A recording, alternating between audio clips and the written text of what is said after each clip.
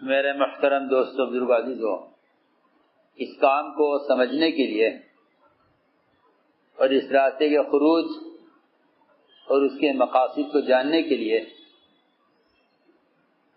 حیات الصحابہ کا پڑھنا بہت ضروری ہے۔ شیخ الحدیث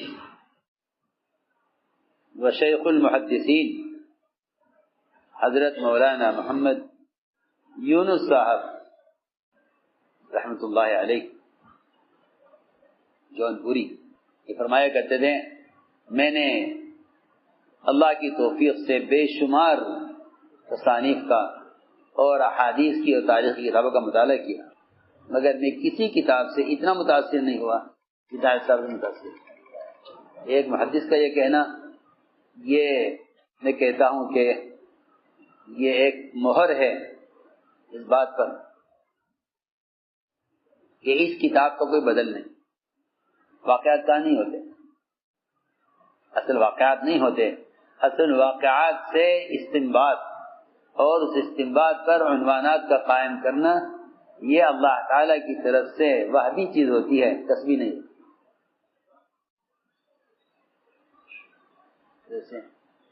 کسبی چیز نہیں، یہ وحی چیز ہوتی ہے۔ اللہ تعالی اپنے بندوں پر ان واقعات سے جو مقاصد کھولتے ہیں وہ عام لوگوں پر نہیں کھلتے، اور ان کے نہ کھلنے کی وجہ ہی ہوتی ہے کہ لوگ ان کے استنباطات سے اختلاف کرتے ہیں، چن چن کر، اور واقعی اللہ تعالی کی طرف سے ایک موافقت اور ایک کیا کہنا چاہیے، ایک عطیہ تھا اللہ کی طرف سے کہ اس کتاب اور اس کام کے ذریعے سے امت کو لوٹا کر وہاں لے جانا تھا جہاں امت دین کو قائم کرنے پر مجتمع تھی، پر امت بکھر گئی، بکھرنے کا مطلب میں یہ کہتا ہوں کہ امت دین کے شعبوں میں بکھر گئی، امت شعبوں میں بکھر گئی۔ یہ امت کی تقسیم زیادہ خطرناک ہے، قبائل اور الوان کی تقسیم سے بھی زیادہ مضر امت کا دین کے شعبوں میں تقسیم ہو جانا ہے۔ دور رسالت میں یہ بات نہیں، دین کے جتنے بھی شعبے تھے امت ان تمام شعبوں کو لے کر اجتماعی طور پر چل رہی، دعوت بھی، عبادت بھی، تعلیم بھی، ان تینوں شعبوں پر مجتمع تھی۔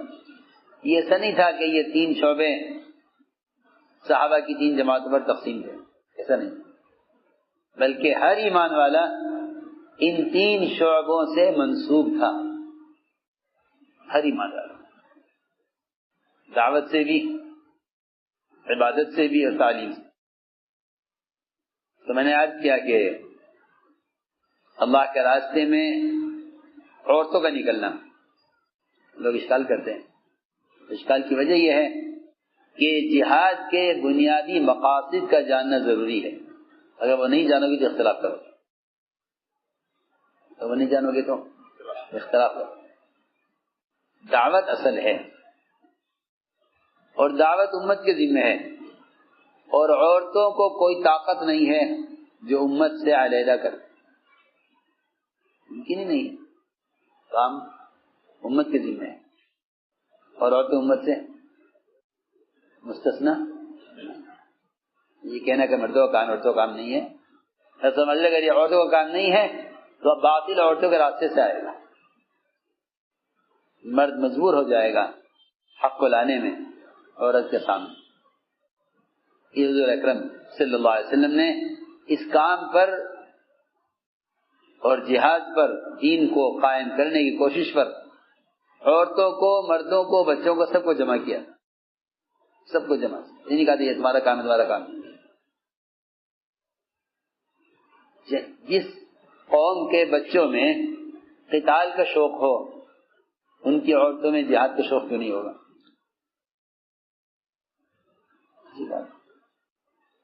بچہ طبیعی طور پر کمزور ہوتا ہے۔ تو میں نے عرض کیا کہ ایک سنت ہے اور سنت یہ ہے کہ ہر امتی داعی بنے، یہ سنت ہے۔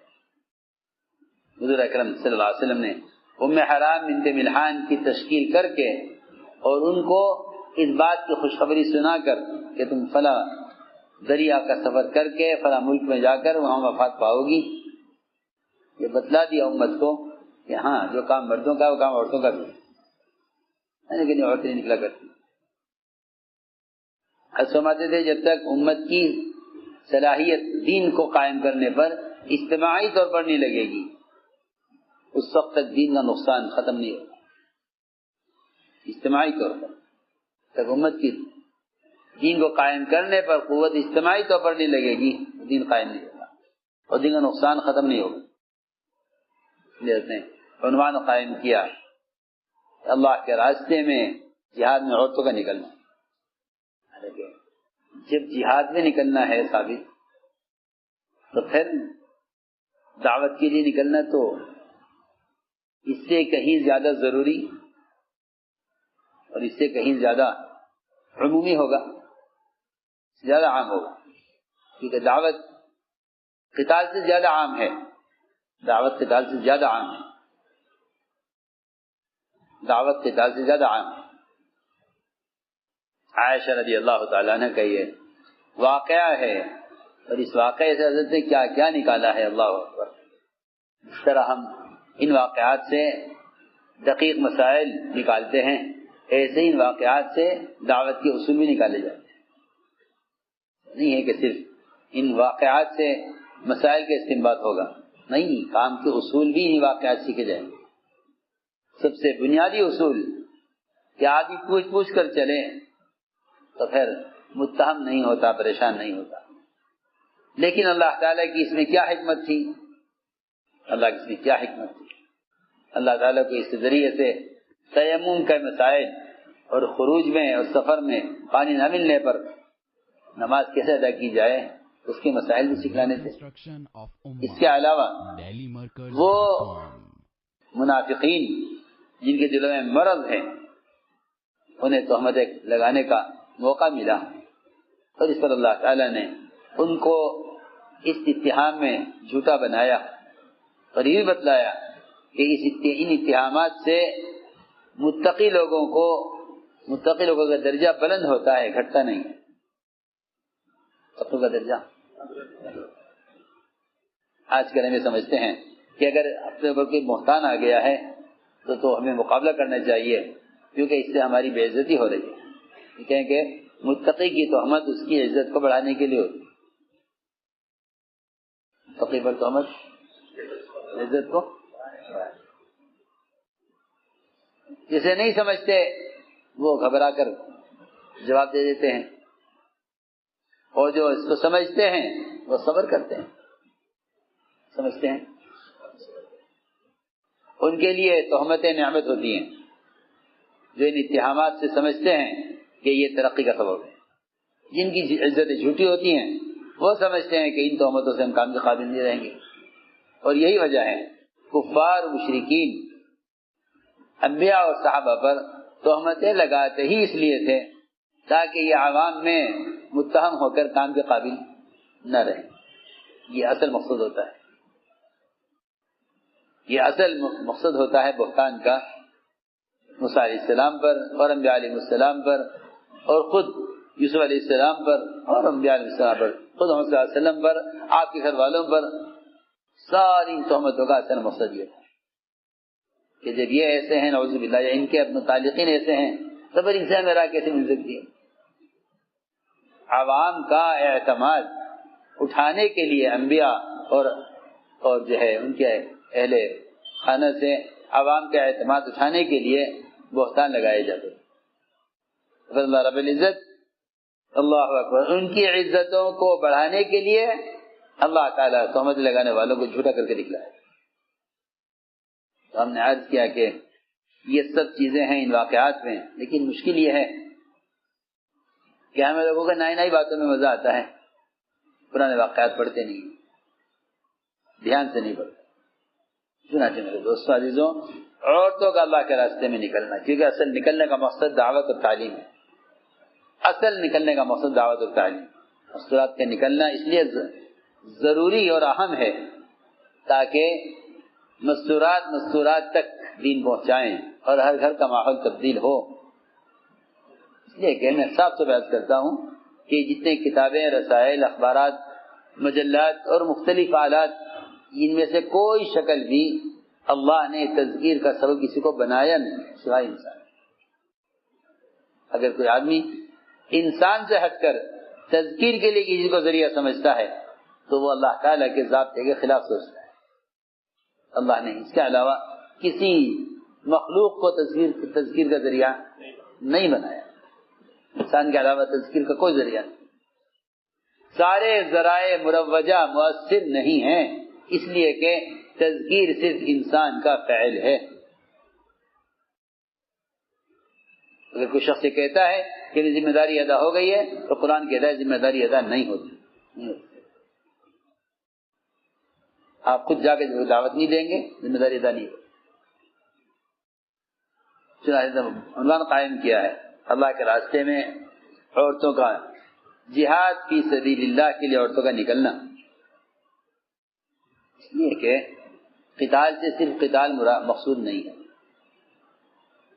قتال سے صرف قتال مقصود نہیں، اعلاء کلمۃ اللہ مقصود ہے. امام صاحب نے تو میدان قتال میں دعوت کو مستحب قرار دیا ہے. باقی ائمہ کے مقابلے کے درمیان امام صاحب کا مذہب یہ ہے کہ میدان قتال میں دعوت دینا، دعوت واجبہ کے ادا ہونے کے باوجود میدان قتال میں دعوت دینا مستحب. چنانچہ حضرت دو عنوان قائم کیے ہیں کہ عورتوں کا نکلنا بھی نہ نکلنا بھی. اسے بھی لوگ تعجب کرتے ہیں، پوچھتے بھی ہیں کہ بھئی یہ ایک ہی کتاب کے اندر دو متضاد باب کیوں ہیں؟ ایک کتاب دو متضاد باب کیوں ہیں؟ نکلنا بھی نہ نکلنا بھی، دونوں باب قائم ہیں.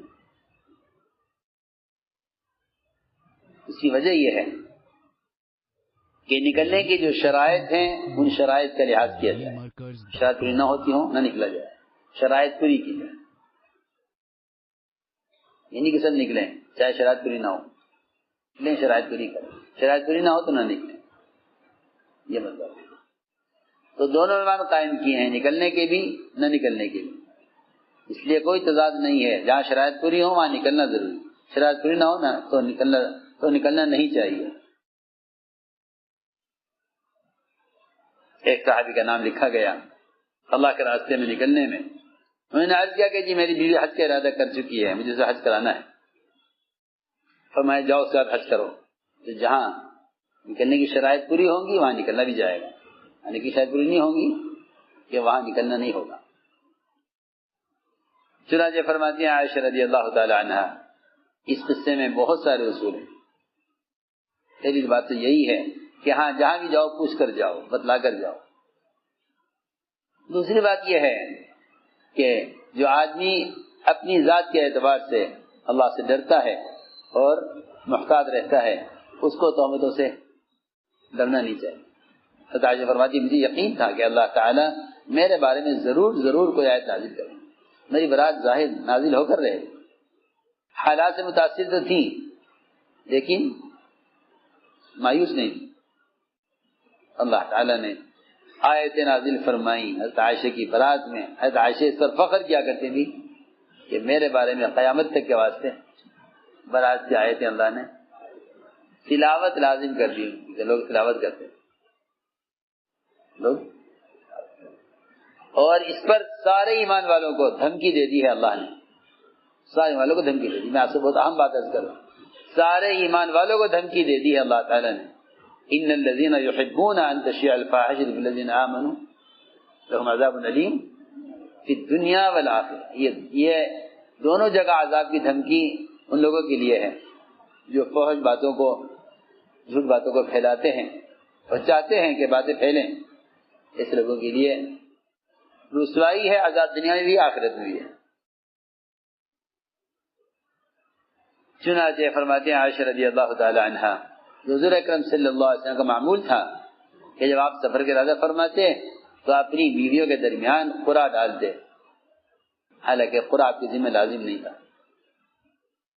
آپ کو قرعہ ڈالنا احسان کی وجہ سے ہے، نہ کہ انصاف کی وجہ سے، احسان کی وجہ سے۔ آپ اس کے پابند نہیں ہیں کہ آپ کون جائے کون نہ جائے، اس کے پابند نہیں، آپ کی خصوصیت ہے، لیکن آپ کے اخلاق اور احسان کا تقاضا یہ تھا کہ آپ ازواج کے درمیان سفر سے پہلے قرعہ ڈالتے۔ جس کا قرعہ نکل آتا وہ آپ کے ساتھ سفر میں جاتی۔ جب غزوہ بنی مصطلق ہوا تو آپ نے اپنی عورتوں کے درمیان قرعہ ڈالا، جس کا آپ کا معمول تھا۔ حضرت عائشہ فرماتی ہیں کہ آپ کے ساتھ چلنے کے لیے میرا نام آ گیا قرعہ میں، آپ مجھے لے کر نکلے۔ فرماتی ہیں کہ اس زمانے میں عورتیں تھوڑا کھاتی تھیں جس سے ان کے بدن ہلکے پھلکے رہتے تھے، اس زمانے کی طرح نہیں کہ زیادہ کھانے سے ان کا بدن بھاری ہو جائے۔ تھوڑا کھاتی تھی، تھوڑا کھانا ہوتا تھا، مشقت کے کام ہوتے تھے۔ اب کھانے زیادہ ہیں، مشقت کے کام ہے نہیں، بدن پھول جاتے ہیں۔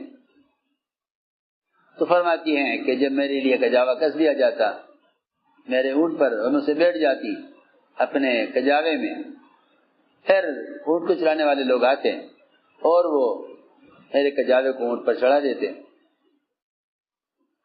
ہودج پری سے اٹھاتے، اس کو اٹھ کر رکھتے اور اس کو رکھ کر رسی سے باندھ دیا کرتے تھے، یہ معمول تھا۔ اور پھر میرے اونٹ کی لگام پکڑ کر چلا کرتے تھے۔ جب حضور اکرم صلی اللہ علیہ وسلم سفر سے فارغ ہو گئے تو آپ صلی اللہ علیہ وسلم واپسی کے لیے مدینے کی طرف متوجہ ہوئے۔ جب قریب پہنچے مدینہ منورہ کے تو آپ نے ایک رات کہیں راستے میں قیام کیا۔ قیام کے بعد آپ نے وہاں سے کچھ کا اعلان کر دیا، لوگ روانہ ہو گئے اور میں قضاء حاجت کے لیے وہاں سے چلی۔ میرے گلے میں میرا ایک ہار تھا جو بنو ظفار یمن کے ایک علاقے کی کوڑیوں کا بنا ہوا تھا۔ جب میں وہاں سے فارغ ہوئی قضاء حاجت سے تو وہ میرے گلے سے نکل گیا، ایسا کہ مجھے پتہ نہ چل سکا۔ جب میں واپس آئی کجاوے میں تو میں نے ہاتھ دیکھا اپنے گلے میں، تو میں نے ہار گلے میں نہیں پایا۔ چنانچہ میں اپنی جگہ واپس آئی ہار کی تلاش میں نے ہار تو پا لیا، لیکن جب واپس آئی تو قافلے کو نہیں پایا، وہ روانہ ہو چکی۔ چنانچہ انہوں نے میرے کجاوے کو یہ سمجھ کر کہ میں اس میں ہوں، ہلکی پھلکی تھی، پتہ نہیں چلا کجاوے میں کہ آپ ہیں یا نہیں ہیں، انہوں نے اٹھا کر کجاوا باندھ دیا سواری پر اور لے کر روانہ ہو گئے، اور سب کا خیال یہ تھا کہ میں کجاوے کے اندر موجود ہوں۔ چنانچہ انہوں نے کجاوے کو اٹھایا اور اونٹ پر رکھا، اس کو باندھا، اور مجھے کسی کو شک بھی نہیں تھا اس بات کا کہ میں اس میں ہوں۔ چنانچہ وہ میری اونٹ کی لگام پکڑ کر نکل لیے۔ میں واپس پلٹ کر آئی، آ کر دیکھا کہ لشکر تو وہاں سے روانہ ہو چکا ہے، نہ وہاں کوئی بات کرنے والا تھا نہ کوئی جواب دینے والا تھا، وہاں کوئی نہیں تھا۔ چنانچہ لوگ روانہ ہو گئے، میں وہیں اپنی اوڑھنی اوڑھ کر چادر لپیٹ کر لیٹ گئی اسی جگہ پر، اور میں نے جان لیا کہ جب وہ مجھے نہیں پائیں گے تو واپس آئیں گے میری تلاش میں۔ کہتے ہیں خدا کی قسم میں لیٹی ہوئی تھی، اچانک میرے پاس سے صفوان بن معطل سلمی گزرے اور یہ لشکر کے پیچھے چل رہے تھے، کسی کا سامان گر جائے، کسی کی کوئی چیز کھو جائے، راستے سے اٹھانے کے لیے، کوئی رہ جائے اس کو ساتھ لینے کے لیے، وہ پیچھے چل رہے تھے۔ یہ معمول تھا کہ ایک آدمی بیچ لایا جاتا تھا تاکہ وہ لوگوں کی حاجتیں ضروریات کو دیکھتا رہے۔ اس آدمی نے لوگوں کے ساتھ رات نہیں گزاری تھی، چنانچہ انہوں نے مجھے دیکھا اور دیکھ کے میری طرف آئے، اور انہوں نے مجھے دیکھا ہوا تھا پردے کے نازل ہونے سے پہلے، اس وقت تک پردہ نہیں آیا تھا۔ مجھے دیکھا تو فوراً انا للہ پڑھی، کہا انا للہ و انا الیہ راجعون، یہ تو اللہ کے رسول صلی اللہ علیہ وسلم کی محترمہ ہیں، آپ کی اہلیہ محترمہ ہیں، یہاں کیوں ہیں؟ اور میں اپنے کپڑوں میں اچھی طرح لپٹی ہوئی تھی، کپڑے میں اچھی طرح لپٹے ہوئے۔ میں نے مجھ سے پوچھا کہ کیوں پیچھے رہ گئی آپ، کیا بات ہو گئی؟ سبحان اللہ، کیا ادب ہے۔ فرماتی ہے کہ میں اس بات کو کوئی جواب نہیں دیا، اس کی بات کا کوئی جواب۔ اتنے سخت حال میں بھی نامحرم سے بات نہیں کی. سوچیے تو صحیح. آج کل لوگوں نے دنیاوی ضرورتوں کے لیے معاشرے کو ختم کیا ہے، معاشرے کو برباد کیا ہے، ضرورتیں گنجائشیں نکال کر، اور سارا مداری جواز پر ہے. سنت اور شریعت اور احتیاط اور تقویٰ تو ختم ہو چکا، تو جواز پر ہے. تو اس موقع پر بھی کہتی ہیں میں نے کوئی جواب نہیں دیا. اور یہی انبیاء علیہ السلام اور ان کی ازواج مطہرات کا یہی معمول رہا ہے. اور حالانکہ فرشتہ آیا تھا مریم کے پاس، کیا تھا فرشتہ، اور فرشتے تو معصوم ہوتے ہیں. انہوں نے جواب یہ دیا تو کتنا ہی متقی ہو مگر میں پھر بھی تجھ سے اللہ کی پناہ چاہتا ہوں. کیا کہا نا؟ تو کتنا ہی متقی کیوں نہ ہو میں تجھ سے پناہ چاہتا ہوں. بتائیے پھر اولیاء کی کیا حیثیت رہ گئی کہ عورتیں ولی سے پردہ نہ کریں گا؟ نہیں، فتنے کا اندیشہ نہیں ہے. فتنے کا اندیشہ وہاں پر فتنے کا اندیشہ تھا. ادھر مریم ادھر فرشتہ معصوم، جس میں گناہ کا مادہ ہی نہیں ہے. اس سے کیا کہا؟ انی اعوذ بالرحمن منک ان کنت تقیہ، اگر تم متقی بھی ہے تبھی میں تجھ سے اللہ کی پناہ چاہتی ہوں، میرے سامنے ہٹ جا. مولانا الیاس صاحب رحمۃ اللہ علیہ کی اہلیہ صاحب کی والدہ باہر سے بے پردہ آنے والی عورتوں سے مردوں کی طرح پردہ کرتی تھی. عورت اندر داخل ہوئی، وہ اما جی نے پردہ کر دیا. اما جی نہیں، یہ تو عورت ہے، آپ پردہ کر رہی، یہ عورت ہے، یہ تو باہر سے بے پردہ آئی، یہ تو مرد ہے، عورت کہاں ہے؟ کون ہے؟ واقعی میں کہتا ہوں ان ساری قیودات کی وجہ سے نمازوں میں کمال تھا. تو کچھ بھی نہیں کہو گے، کوئی پہنچ جاؤ گا کسی مفتی کے پاس فتویٰ لینے کو، وہ کہہ دے گا جائے گا سخت ہے نہیں. ہاں سب بات اہلیہ صاحب کی اہلیہ کس سے؟ بے پردہ عورتوں سے پردہ کر، مردوں کو دیکھتی پھر رہی ہے، عورت کہاں رہی. عائشہ رضی اللہ تعالی عنہ نے کہتی ہے میں نے اس سے کوئی بات نہیں کی، حالانکہ اس موقع بعد بھی کتنا بے چین پریشان کہ میں ہوں، یہ ضرورت ہے، میں کھو گئی تھی، میں یہاں رہ گئی تھی، کچھ سے بات نہیں کی. انہوں نے میری طرف اونٹ بڑھایا اور دور سے آواز دے کر کہا سوار ہو جائیے، اور کہہ کر دور چلے گئے مجھ سے. صفوان ابن معطل دور چلے گئے مجھ سے. جناب میں سوار ہو گئی، انہوں نے میرے اونٹ کے نکے پکڑ کر چلے اور تیز چلے لوگوں کی تلاش میں. کہتے ہیں خدا کی قسم ہم لوگوں تک نہیں پہنچ سکے، اور میں بھی ان کو نہ ملی، یہاں تک کہ صبح ہو گئی. لوگوں نے جگہ جا کر قیام کیا. جب لوگ اطمینان سے وہاں اتر گئے تو وہ میری اونٹ کی نکیل پکڑ کے وہاں پہنچے. پھر اس کے بعد تہمتیں لگانے والوں کو موقع ملا. انہوں نے کیا تہمتیں لگائیں؟